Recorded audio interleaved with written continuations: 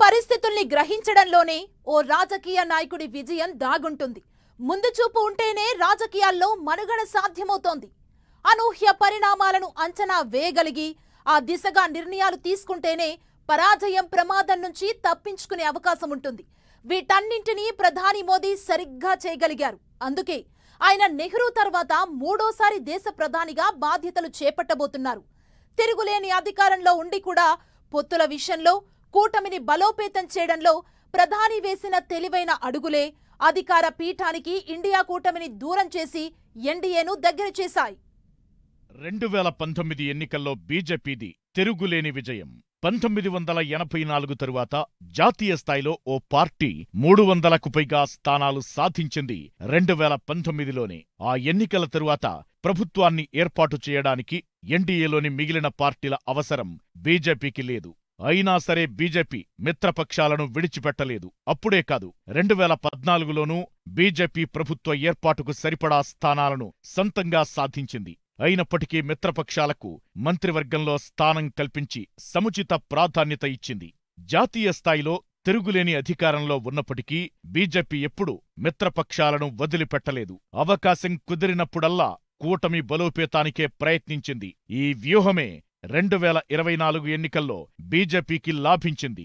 2024 ఎన్నికలకు ముందు బీజేపీ దేశవ్యాప్తంగా బలంగా కనిపించింది. 370 స్థానాలను సొంతంగా, 400 స్థానాలను కూటమిగా సాధించాలని లక్ష్యంగా పెట్టుకుంది. బీజేపీ పెట్టుకున్న లక్ష్యాన్ని సునాయాసంగా సాధిస్తుందన్న అంచనాలు దేశంలో నెలకొన్నాయి. అయినప్పటికీ కూటమిని బలోపేతం చేసుకోవడంపై ప్రధాని వ్యూహాత్మకంగా అడుగులు వేశారు. అంతకు 2 ఏళ్ల క్రితం బీజేపీతో విభేదించి బీహార్లో సంకీర్ణ ప్రభుత్వం నుంచి బయటకు వెళ్లిపోయి కాంగ్రెస్తో కలిసి నడిచి ఇండియా కూటమి ఏర్పాటులో కీలకంగా వ్యవహరించిన నితీష్ కుమార్ కు గాలం వేసి సరిగ్గా ఎన్నికలకు ముందు ఆయన కూటమి ఫిరాయించేలా చేశారు ప్రధాని. ఈ పరిణామం కాంగ్రెస్ ను ఎంతగా షాక్కు గురిచేసిందో అంతగా ఇండియా కూటమికి నష్టం కలిగించింది. అదే సమయంలో ఎన్డీఏ కూటమికి లాభించింది. బీహార్లో 12 స్థానాలు గెలిచిన జేడీయూ మూడోసారి కేంద్రంలో ఎన్డీఏ ప్రభుత్వం ఏర్పాటు చేయడంలో కీలకంగా మారారు. బీహార్లో మరో పార్టీ లోక్ జనశక్తి విషయంలోనూ బీజేపీ ఇలాగే వ్యవహరించింది. సార్వత్రిక ఎన్నికలకు ఏడాదికి ముందు చిరాగ్ పాస్వాన్ నేతృత్వంలోని లోక్ జనశక్తిని ఎన్డీఏలో చేర్చుకుంది. వ్యవసాయ చట్టాలపై విభేదించి కూటమి నుంచి వెళ్లిపోయిన శిరోమణి అకాలీదళ్ను కూటమిలోకి ఆహ్వానించింది. బెనర్జీతో, అరవింద్ కేజ్రీవాల్తో ఎప్పుడు కూర్చొని వాళ్ళతో కూర్చుని వాళ్ళ పొత్తులోకి తీసుకొచ్చి కావాల్సినంత చేస్తామని చెప్పటం ఇదంతా బీజేపీ నాయకులు చూసి వాళ్ళు కూడా ఎక్కువ పొత్తులు పెట్టుకుంటే మనకి ప్రాబ్లం తగ్గుతుందని ఎదురు చూసి చాలామందిని తీసుకొచ్చి పెట్టారు. కొంతమందితో కుదరలేకపోయింది. అన్నిటికంటే ముఖ్యం పొత్తు ఎందుకు పెట్టుకున్నదంటే బీజేపీ వాళ్ళ సొంత బలం పెరగటానికే కాదు, ఇక్కడ పొత్తుకు పెట్టుకోకపోతే వాళ్ళది ఎదర పొత్తుతో కలిసిపోతారు, వాళ్ళ బలం ఇంకా పెరిగిపోతుంది అని చాలా జాగ్రత్తగా చేశారు. ఉదాహరణగా ఆర్ఎల్డీ పార్టీ జయంత్ చౌదరి ఉత్తరప్రదేశ్లో ఆయన ఎందుకు తెచ్చుకున్నారంటే లేకపోతే అదర్ సైడ్ ఉంటారు. అలాగే చిరాగ్ పాస్వాన్కి ఏమీ లేని అతనికి మొత్తం 5 ఎంపీలు అప్పచెప్పారు, 5 గెలిచారు. ఇక ఈ ఎన్నికలకు ముందు ప్రధాని మోదీ తీసుకున్న అత్యంత తెలివైన నిర్ణయం ఆంధ్రప్రదేశ్లో టీడీపీతో పొత్తు పెట్టుకోవడం. 2019 ఎన్నికల నాటికి టీడీపీ బీజేపీ మధ్య విభేదాలు నెలకొన్నాయి. 2019 ఎన్నికల్లో 2 పార్టీలు వేర్వేరుగా పోటీ చేశాయి. వైసీపీ బీజేపీ మధ్య పొత్తు లేనప్పటికీ 2 పార్టీల మధ్య స్నేహపూర్వక వాతావరణం ఉంది. అలాంటి పరిస్థితుల నుంచి టీడీపీ, బీజేపీ, జనసేన మధ్య పొత్తు కుదరడం ఏపీ రాజకీయాలనే కాదు, ఇప్పుడు జాతీయ స్థాయి రాజకీయాలను కీలక మలుపు తిప్పింది. టీడీపీ, బీజేపీ, జనసేన కలిసి పోటీ చేసి ప్రభుత్వ వ్యతిరేక ఓటు చీలకుండా జాగ్రత్తపడి కూటమిగా ఘన విజయం సాధించాయి. ఈ పొత్తు ఫలితంగా ఏపీలో బీజేపీ 3 ఎంపీ స్థానాలు గెలవగలిగింది. టీడీపీ, జనసేనతో ముందే పొత్తు పెట్టుకోవడంతో ఆ 2 పార్టీలకు కలిపి వచ్చిన 18 మంది ఎంపీల సంఖ్య ఎన్డీఏ ప్రభుత్వం మూడోసారి ఏర్పాటు చేయడంలో కీలకంగా మారింది. బీజేపీ బలంగా ఉందన్న అహంకారానికి పోకుండా పొత్తుల విషయంలో ప్రధాని మోదీ, అమిత్ షా వ్యవహరించిన తీరు నెహ్రూ తరువాత వరుసగా మూడోసారి మోదీ దేశ ప్రధాని పదవి చేపట్టేలా చేస్తోంది. టీడీపీ బలాన్ని ముందే అంచనా వేసి ఆ పార్టీతో ఎన్నికలకు ముందు పొత్తు పెట్టుకోవడం ఎన్డీఏకు అనుకోని వరంలా మారింది. మరో విషయంలోనూ మోదీ వ్యూహాలు ఫలించాయి. 2014, 2019 ఎన్నికల్లో బీజేపీ ఉత్తరాదిపై గట్టి ఆధిపత్యం ప్రదర్శించింది. అయితే ఈసారి ఉత్తరాదిన బీజేపీకి ఆ స్థాయిలో సీట్లు రాలేదు. కాని దక్షిణ భారతదేశంపై పూర్తి దృష్టి పెట్టి ప్రధాని విస్తృత ప్రచారం నిర్వహించారు. దీంతో గతంతో పోలిస్తే సీట్ల సంఖ్య పెంచుకోగలిగింది బీజేపీ. తెలంగాణలో, కర్ణాటకలో అధికారంలో లేనప్పటికీ బీజేపీ మెరుగైన స్థానాలు సాధించగలిగి ప్రభుత్వ ఏర్పాటుకు ఢోకాలేని పరిస్థితిని సృష్టించుకుంది. కర్ణాటకలో జేడీఎస్తో పొత్తు పెట్టుకుంది.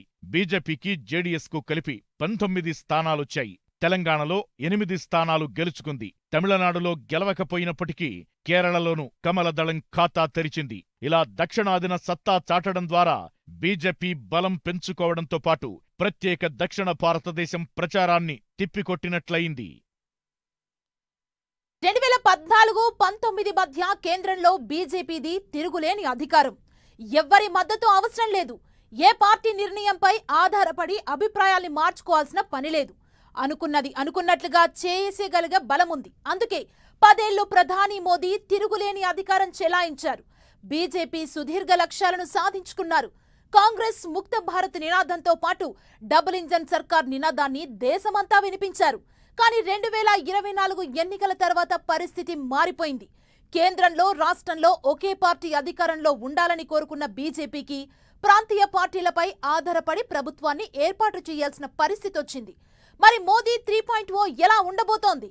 బీజేపీ ప్రధానంగా చెప్పుకునే అంశాల్లో పార్టీ వైఖరి మారుతుందా? పాత విధానమే కొనసాగుతుందా? దేశవ్యాప్తంగా ఇప్పుడు ఇదే హాట్ టాపిక్. భారత తొలి ప్రధాని జవహర్లాల్ నెహ్రూ తరువాత దేశంలో వరుసగా 3వసారి ప్రధాని పదవి చేపట్టబోతున్న తొలి నేతగా మోదీ చరిత్ర సృష్టించబోతున్నారు. అయితే దేశ స్వాతంత్ర్యోద్యమ పోరాట ఘనత, బలంగా లేని ప్రతిపక్షం వంటి అంశాలు, కాంగ్రెస్కు దేశవ్యాప్తంగా పూర్తి అనుకూల రాజకీయ పరిస్థితులు నెహ్రూ వరుసగా ప్రధాని పదవి చేపట్టడానికి సహాయపడ్డాయి. కాని ప్రధాని మోదీ విషయంలో ఆ పరిస్థితి లేదు. 1996 నుంచి దేశంలో సంకీర్ణ ప్రభుత్వాలు అధికారంలో ఉన్నాయి. 2014, 2019లో బీజేపీకి సొంతంగా మెజారిటీ ఉన్నప్పటికీ ఎన్డీఏ కూటమి పేరుతోనే ప్రభుత్వాన్ని నడిపించారు ప్రధాని. ఈ సంకీర్ణ యుగంలో 3వసారి ప్రధాని పదవి చేపట్టడం ఆషామాషీ వ్యవహారం కాదు. అయితే మోదీ చరిష్మాతోనే ఇది సాధ్యమవుతుందన్నది కాదనలేని సత్యం. ప్రధాని పదవిని 3వసారి మోదీ చేపట్టడానికి అంతా సిద్ధమైనప్పటికీ గత 2 సార్లలా ఈ పదవి ఈసారి ప్రధానికి నల్లేరు మీద నడక కాదని భావించాలి. 2019లో సొంతంగా 303 సీట్లు సాధించిన బీజేపీ చిరకాల లక్ష్యాలను పూర్తి చేసింది. అయోధ్యలో రామమందిర నిర్మాణం, ఆర్టికల్ 370 ఎత్తివేత, సీఏఏ అమలు వంటివి ఆచరణాత్మకం చేసింది. తిరుగులేని మెజారిటీ ఉండటం వల్లే అసాధ్యమనుకున్న వాటన్నింటినీ బీజేపీ సుసాధ్యం చేసుకుంది. కాని ఈసారి అలాంటి పరిస్థితులు ఉండబోవన్నది రాజకీయ విశ్లేషకుల అంచనా. మిత్రపక్షాలు చెప్పినట్టుగా నడుచుకోవాల్సిన పరిస్థితుల్లోకి ప్రధాని అనివార్యంగా వెళ్లిపోయారు.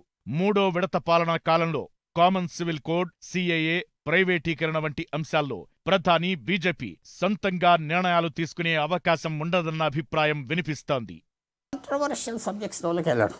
For example, uniform civil code అంటే దేశం అంతా ఒకే చట్ట అందరికంటే అది కొంచెం వెనక్కి చేస్తారు.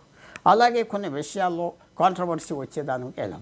ఇంకోటి జామిలీ ఎలక్షన్స్కి ఎలాగో చంద్రబాబు నాయుడు ఒప్పుకున్నాడు, నితీష్ కుమార్ ఒప్పుకున్నాడు కాబట్టి అది ముందరికి వెళ్ళిపోతాడు. అది ముందరికి వెళ్ళిపోవడం ఏమవుతుందంటే నాకు బలంగా ఉన్నానని చూపెట్టుకుంటారు. మిత్రపక్షాలు ఎవరికి కోపం లేదు. సో మనం తప్పకుండా చూసేది ఏమిటంటే ఇప్పుడు బీజేపీ నాయకులు, ప్రధానమంత్రి అడ్జస్ట్ అవి వెళ్తారు. బలం చూపెట్టగలిగిన చోట, ఏకాభిప్రాయం ఉన్న చోట విశేషంగా బలం చూపెడతారు. విదేశ విషయాల్లో కూడా బలం చూపెట్టవచ్చు. అవన్నీ చేయరు.